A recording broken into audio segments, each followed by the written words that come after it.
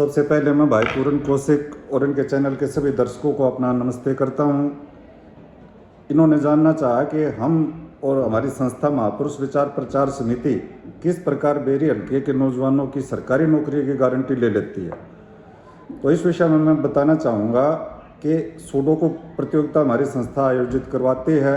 Sudoku प्रतियोगिता के माध्यम से हम लोग एक्टिवेटेड ब्रेन, भाई किस बच्चे का दिमाग दुरुस्त हालत में है वो चेक करते हैं।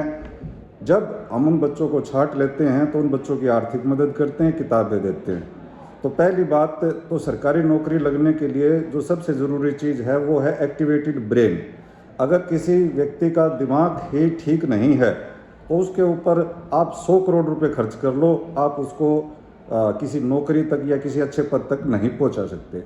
जैसे उदाहरण के तौर पे ग्रामीण परिवेश में समझाने के लिए मैं कहूँ कि आप कोई भी बच्चा, सभी को पता है कि ओलंपिक में जब मेडल लेके आता है तो उसे करोड़ों रुपए मिलते हैं, सरकार भी देती है और संस्थाएं भी देती हैं, मालामाल हो जाता है। लेकिन ग्रामीण परिवेश का हर आदमी अपने बच्चे को ओलंपिक में कुश्ती में नहीं भेजना, उसकी तैयारी नहीं करवाता, क्योंकि वो तय कर चुका है पहले से कि भाई मेरा बच्चा हो सकता है इस क्षेत्र में कामयाब ना हो। कुछ चंद चुनिंदा व्यक्ति ही अपने बच्चों को उस क्षेत्र में तैयारी के लिए डालते हैं और 99% लोग ये मान लेते हैं कि हमारा बच्चा तो क्योंकि उसके अंदर फिजिकल काबिलियत वो इतना तगड़ा नहीं है या उसमें चुस्ती नहीं है या घर का हम उसको घी दूध की स्पोर्ट ट्रेनिंग की स्पोर्ट नहीं दे सकते। तो इन सारी बातों का आकलन वो व्यक्ति कर लेते हैं और वो करके अपने बच्चे को ओलंपिक में कुश्ती में वो का सपना अपने दिमाग में नहीं बनाते। लेकिन इसके विपरीत हर व्यक्ति, समाज का हर व्यक्ति वो ये सोचता है कि मेरा बच्चा सरकारी नौकरी में चला जाए। तो उसके उस समय पे ओलंपिक में का सपना लेने से पहले तो उसने अपने बच्चे का आकलन कर लिया, लेकिन सरकारी नौकरी वाले मामले में वो अपने बच्चे का आकलन करने में सफल नहीं होता कि उसके बच्चे के अंदर वो कैपेसिटी, वो मानसिक योग्यता है या नहीं है। तो हमारी संस्था सुडोकू के माध्यम से, ये जापानी तकनीक है, जापानियों ने विकसित की, और इसके माध्यम से हम किसी भी बच्चे का मानसिक स्तर बहुत आसानी से माप सकते हैं। मैं खुद साइकोलॉजी की किताबें पढ़ता रहता हूँ और इन तकनीकों की गहराई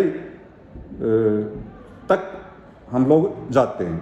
इसके लिए हमने जापान से भी किताबें मंगवाई हुई हैं, कुछ जापानी किताबों का ट्रांसलेशन भी हमने करवाया। तो इस सारी प्रक्रिया में से गुजार के हम बच्चे के दिमाग तक पहुँचते हैं। और संस्थाओं का मेन मकसद अमीरों के बच्चों की मदद करना नहीं होता, क्योंकि वो तो समर्थ होते हैं। अगर कोई अमीर व्यक्ति है वो अपने बच्चे के कोचिंग पे 2 लाख रुपए, 5 लाख रुपए, 10 लाख रुपए खराब भी कर देगा तो उसको इतना असर नहीं पड़ेगा। लेकिन कोई गरीब बच्चा है और उसके अंदर परमात्मा ने वो काबिलियत दे रखी है कि वो किसी ऊंचे मुकाम पे पहुंच सके, लेकिन साधन और संसाधनों के अभाव में वो वहाँ तक नहीं पहुँच पाता। तो ऐसे बच्चों को ढूंढ कर उनको साधन और संसाधन उपलब्ध करवाने का काम सामाजिक संस्थाएं करती हैं। उसी दिशा में हम प्रयास कर रहे हैं। हमने बेरी हल्के के 52 गाँव को अपना कार्य क्षेत्र बना रखा है। 52 गाँव में घूम घूम के सुडोकू प्रतियोगिता के माध्यम से, दौड़ के माध्यम से हम बच्चों में वो एफिशिएंसी तलाश करते हैं कि हमें वो बच्चा मिले जिसके अंदर वो दम है, मानसिक तौर पे वो दम है, शारीरिक तौर पे वो दम है। उसके बाद अगर उसे साधन और संसाधनों की कोई कमी महसूस जीवन में होती है तो उसे संस्था से जुड़े हुए सकारात्मक लोग पूरी करते हैं, चाहे वो किताबें या चाहे वो कोचिंग का खर्चा उठाने की बात हो, किताबें देने की बात हो, या ये जो बड़ी बड़ी कॉम्पिटिटिव एग्ज़ाम की फीस सरकार ने बेरोजगारों के ऊपर डाल दी हैं, तो संस्था धीरे धीरे इनको भरने का काम भी बेरी क्षेत्र में करेगी। लेकिन हर एक आदमी की, पब्लिक एट लार्ज की फीस हम नहीं भर सकते। हम छाट के भी फीस किस बच्चे की भरें कि वो फीस भी बर्बाद ना जाए और परिणाम भी दिखे। अब पीछे एम्स झज्जर में 35 सिक्योरिटी गार्ड की भर्तियां निकली। भर्तियां अनेक निकलती रहती हैं। हर शुक्रवार को एम्प्लॉयमेंट न्यूज़ अखबार पब्लिश होता है और उसमें भर्तियां, अनेक भर्तियां हर शनिवार को आप देख सकते हैं। लेकिन वो जो भर्तियां हैं, हमारे बच्चे तक उनकी सूचना नहीं पहुंच पाती। सूचना पहुंच भी जाती है तो कुछ लोग मिसलीड कर देते हैं। अब एम्स झज्जर में भर्तियां निकली, जब एम्स झज्जर में भर्तियां निकली तो उसके बाद हमने उनका प्रचार प्रसार करवाया कि भाई बेरी हल्के के बच्चों को इसमें भरनी चाहिए। हमारी काफ़ी बच्चों से बात होती है तो बहुत बच्चों ने कहा कि ये भर्तियां तो पहले ही सिफारिश के आधार पर दिल्ली से तय हो जाती हैं। हमने कहा बच्चों हाथ जुड़वा लो, इन बातों को छोड़ दो और फार्म भर दो। लेकिन बच्चे हमारी बात पे यकीन नहीं कर रहे। अब वो 3,000 रुपये फीस है, वो तो सरकारी खाते में एम्स वालों के पास जानी है, कोई मेरे पास या मेरी संस्था से जुड़े हुए किसी दूसरे व्यक्ति के पास नहीं जाएगी।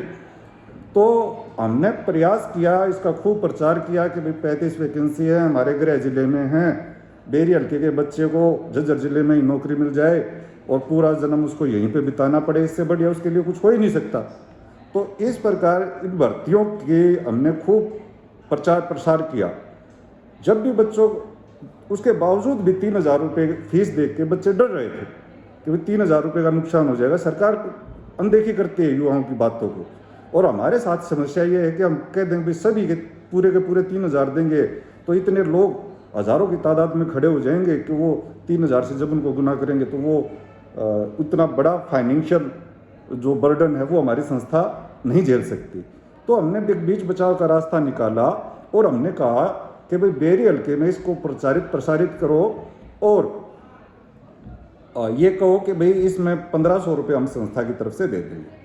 1,500 देने का मकसद ये था कि भाई जो बच्चा अपने तरफ से 1,500 का दाव लगाएगा, इसका मतलब वो उसकी इच्छा है, वो कोशिश भी करेगा क्योंकि उसको अपने 1,500 डूबने से भी बचाने हैं। तो ये हमारा जो एक्सपेरिमेंट था ये सफल रहा। इसमें जो एम्स में अभी हालिया भर्ती हुई हैं उसमें योगेंद्र शर्मा नाम का लड़का, दुबलधन गांव है इसका, ये तो क्लर्क भर्ती में सेलेक्ट हो गया। इसकी हमारी संस्था ने फीस में भी मदद करी थी। इसके अलावा संदीप डीगल माल्यान पाने का लड़का है, ये सिक्योरिटी गार्ड और फायर गार्ड की एक पोस्ट है। पुलिस में सिपाही जितनी तनख्वाह होती है, जितनी पुलिस में सिपाही की तनख्वाह होती है उतनी तनख्वाह इन बच्चों की है। लेकिन हमारे बच्चे थोड़ा सा कहते जी सिक्योरिटी गार्ड, मगर यार सिक्योरिटी गार्ड को छोड़ के ये कह दिया और सिक्योरिटी सुपरवाइजर है, छोड़ो बातों को, कोई इन बातों में क्या रखा है। लोग सरकारी नौकरी मिले, अब तुम्हें आज 20-22 साल की 21 साल की उम्र में पहली सीढ़ी मिल गई है, इसके बाद दूसरी पकड़ो, तुम्हारे पास किताब खरीदने के भी पैसे होंगे, लैपटॉप खरीदने के लिए भी होंगे, ऑनलाइन कोचिंग लेना आजकल, और उसके बाद जीवन में आगे तरक्की करना। तो एक लड़का तो योगेंद्र दुबलधन का वो एम्स झज्जर में पक्की सरकारी नौकरी पर लग गया। दूसरा लड़का जिसकी हमारी संस्था ने मदद करी वो संदीप माल्यान डीगल गाँव का, वो एम्स में सरकारी नौकरी पर लग गया।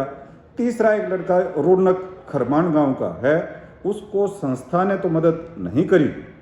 संस्था ने, मैं क्योंकि हम झूठे दावे नहीं करते, लेकिन जो हमने प्रचार प्रसार का अभियान छेड़ा बेरी हल्के में, एक बच्चे तक सूचना पहुंचाई, दूसरे तक सूचना पहुंचाई, तो सबको पता चल गया कि भाई हाँ एम्स झज्जर में भर्तियाँ निकली हुई हैं। तो वो बच्चा भी इन 35 वैकेंसियों में सिलेक्ट हो गया। तो 35 वैकेंसियों की बात करें तो 2 बच्चे, एक खरमान गांव से रौनक और डीगल गांव से संदीप, 35 में से 2 भर्ती हम घेर के बेरी हल्के में ले आए। धीरे धीरे हमारी संस्था युवाओं की टीम बना रही है, अच्छे युवाओं को छाट के उनके इंटरेक्शन सेशन हम करवाते हैं, तो उनको आपस में बहुत ज़्यादा फ़ायदा होता है। बहुत सी बातें ऐसी होती है कि वो मुझे भी नहीं पता होती, लेकिन जो बच्चा उस स्टेज से गुजर रहा है उन चीज़ों को गहराई से, कहाँ पे वैकेंसी निकली हैं, बहुत सी बातें बच्चों के माध्यम से ही हमें पता चलती हैं। तो वो अलग अलग बच्चों को अलग अलग क्षेत्र की जब बातें पता चलती हैं तो हम उनको एक कॉमन प्लेटफॉर्म दे के बाकी बच्चों को भी बताते हैं। इस प्रकार से हमारी संस्था के काम से हम लोग भी संतुष्ट हैं। जो दिल्ली में हमारी संस्था को दान चंदा देते हैं वो लोग भी बड़े संतुष्ट हैं।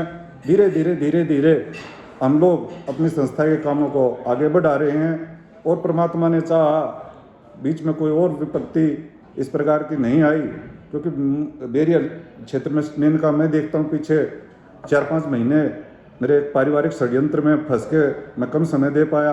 तो इस प्रकार की अगर भविष्य में और कोई मुसीबत ना आई तो हमें ये यकीन है कि जो 100 भर्ती कहीं पे निकलेंगी तो उनमें से 100 में से 10 तो बेरी हल्के के बच्चे घसीट के बेरी हल्के में लेके आएंगे और बाकी 90 में सारा भारत को गुजारा करना पड़ेगा। इन्हीं शब्दों के साथ मैं भाई पूर्ण कौशिक और इनके दर्शकों का बहुत बहुत धन्यवाद करता हूँ। आपने मेरी बात को इतनी तत्परता से सुना। Thank you very much.